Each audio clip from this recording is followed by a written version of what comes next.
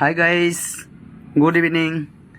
আজি বতৰটো ইমান ধুনীয়া আৰু এনেকুৱা বতৰত চাহ একাপ খাবলৈ সকলোৰে মন যায়, নহয়নে বাৰু?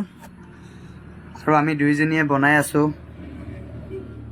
মই গাখীৰ চাহ আৰু মানুহজনীয়ে বনাই আছে লাল চাহ, আৰু কাষ্টমাৰবোৰো ধুনীয়াকৈ ৰখি আছে খাবলৈ একাপ জুতি ল'বলৈ লাল চাহ। আৰু বাহিৰত ইমান ধুনীয়া বৰষুণ, মানে পৰিৱেশটো ইমান ধুনীয়া হৈছে। আৰু এই ভিডিঅ'টো মোৰ ওচৰৰ গেলামাল দোকানৰ দাদাজনে ইমান ধুনীয়াকৈ কৰিছে, আৰু দাদাজনক বহুত বহুত ধন্যবাদ জনাইছোঁ। আৰু এনেকুৱা ভিডিঅ'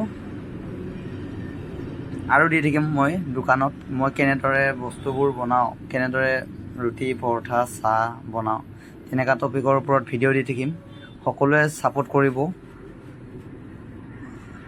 আৰু ভিডিঅ'বোৰ চাব। যদি ভাল লাগে লাইক এটা দি দিব আৰু কমেণ্ট কৰি জনাব কেনেকুৱা হৈছে ভিডিঅ'বোৰ।